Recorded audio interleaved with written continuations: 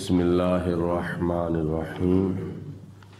क़ाल अल्लाहु तबारक व तआला फ़िल क़ुरआनिल मजीद वल फ़ुरक़ानिल हमीद। 16वां पारा और सूरत मरियम की आयत नंबर 16 है और इसके साथ चंद आयात बय्यनात जिनमें अल्लाह पाक की ज़ात बाबरकात ने हज़रत मरियम रज़ी अल्लाह ताला अन्हा के हाँ ईसा अलैहिस्सलाम के पैदा होने के बारे में ज़िक्र खैर फरमाया है और इन्हीं आयात बय्यनात की वजह से इस सूरत को सूरत मरियम कहा जाता है। अल्लाह पाक इरशाद फरमाता है वज़्कुर फिल किताबी मरियम।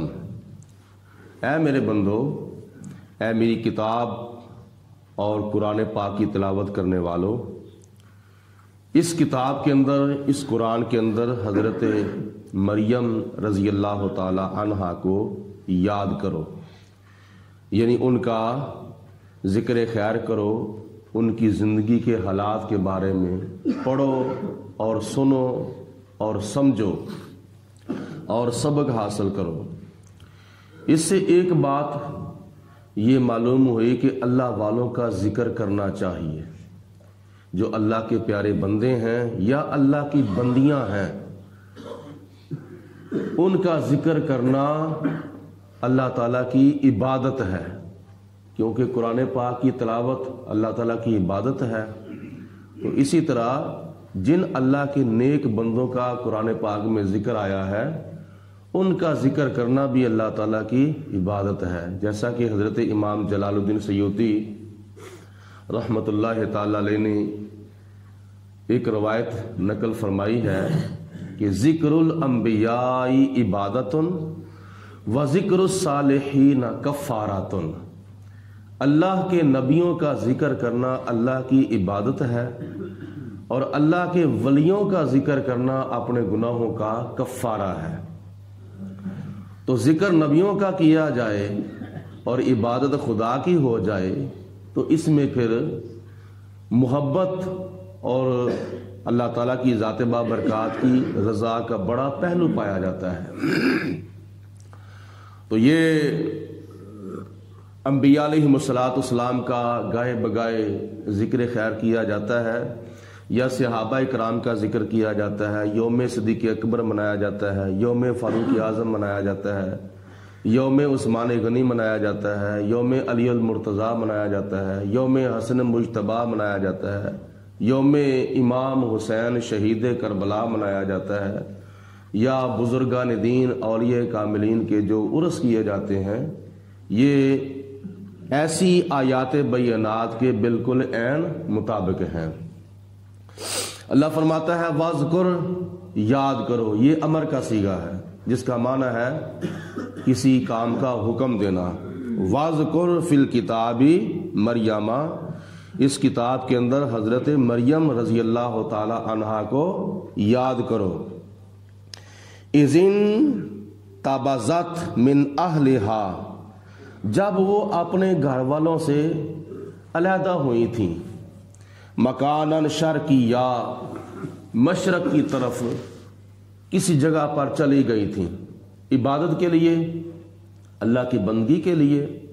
जब वो अपने घर वालों से अलहदा होकर जब एक तरफ चली गईं और उन्होंने फत्तखज़त मिन दूनिहिम हिजाबा, अपने और अपने घर वालों के दरमियान एक आड़ कायम कर ली, एक हिजाब बना लिया, एक पर्दा लगा लिया, ताकि मैं बड़े खुशू खुजू के साथ अल्लाह पाक की बंदगी करूं और मेरी इस बंदगी के अंदर, इबादत के अंदर कोई मुदाखलत ना करे, कोई दखल अंदाजी ना करे। जब अलहदा हो गई है, रमज़ानुल मुबारक अल्लाह पाक की ज़ात बाबरकात खैर फरमाए तशरीफ़ ला रहा है तकरीबन एक महीने तक। तो रमज़ान शरीफ के अंदर तीसरा अशरा जब आता है तो मोताकिफीन हजरात मस्जिदों के अंदर पर्दे लगा लेते हैं इत्काफ के लिए।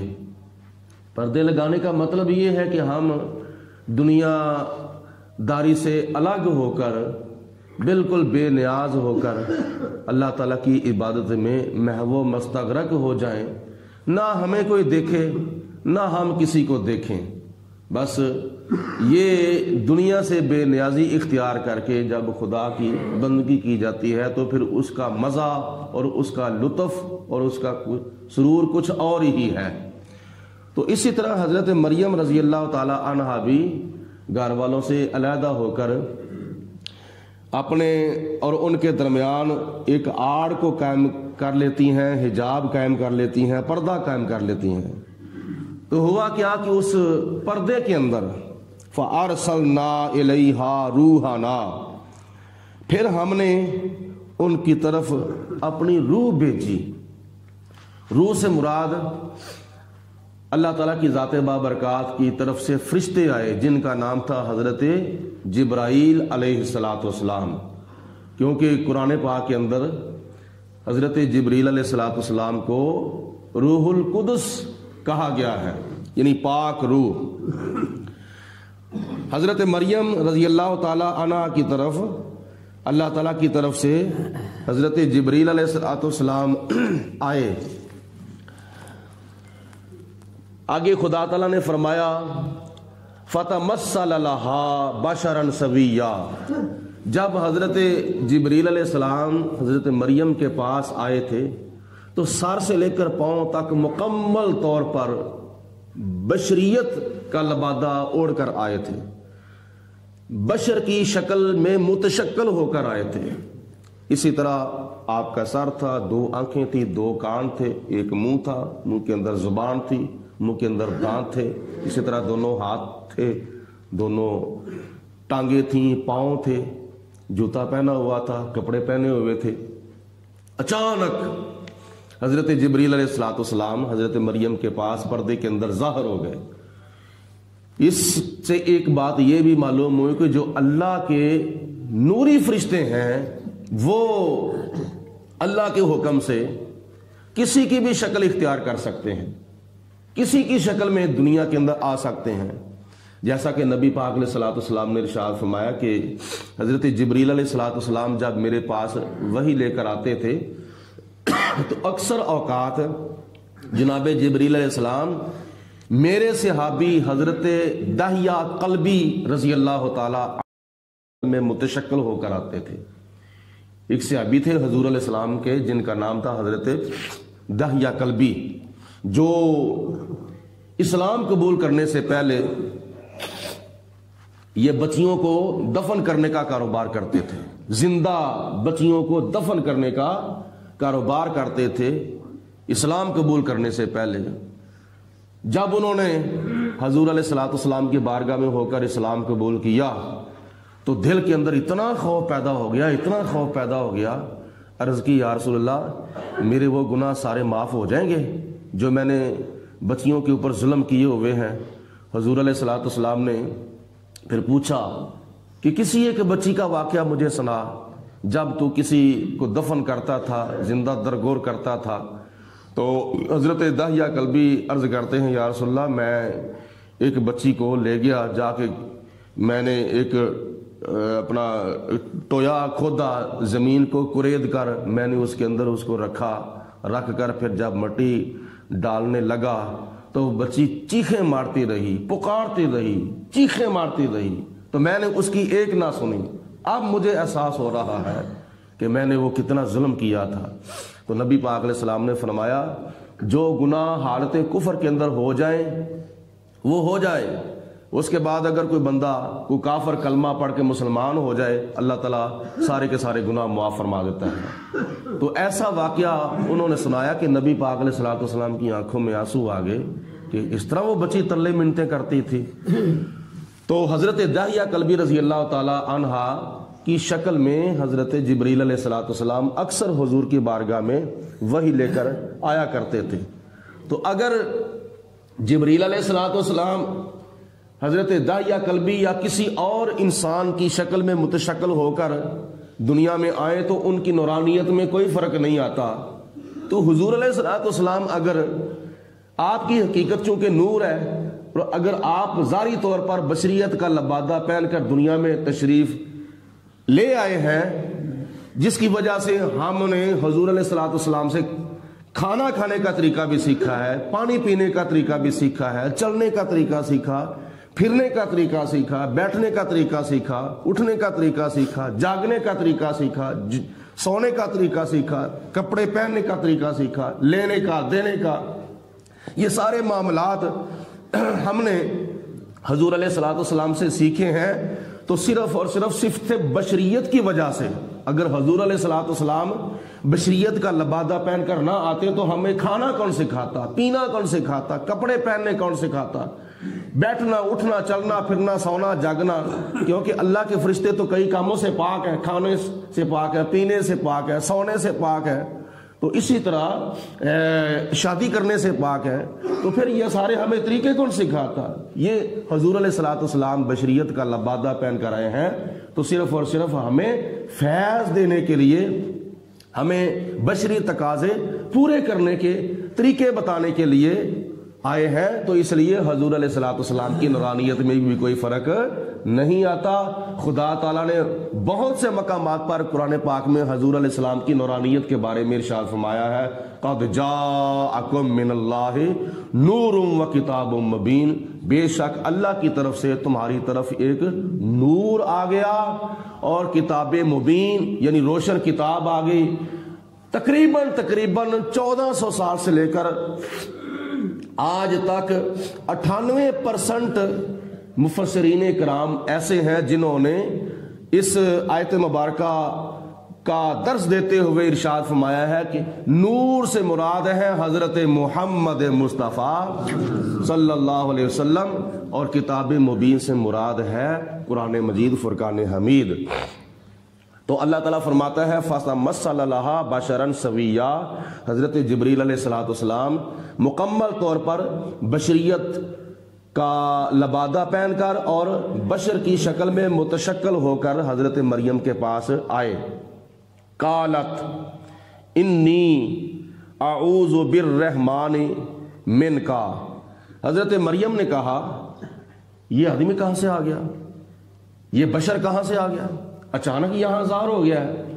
تو حضرت مریم نے کہا قالت انی، بے شک میں، اعوذ بالرحمن منک، اے خدا کے بندے میں تجھ سے اللہ تعالیٰ کی پناہ مانگتی ہوں، اپنے رب رحمان کی میں پناہ مانگتی ہوں، ان کنت تقیا، اگر تو خدا تعالیٰ سے ڈرتا ہے، اگر تو متقی پرہیزگار ہے تو میں اللہ تعالیٰ کی پناہ مانگتی ہوں۔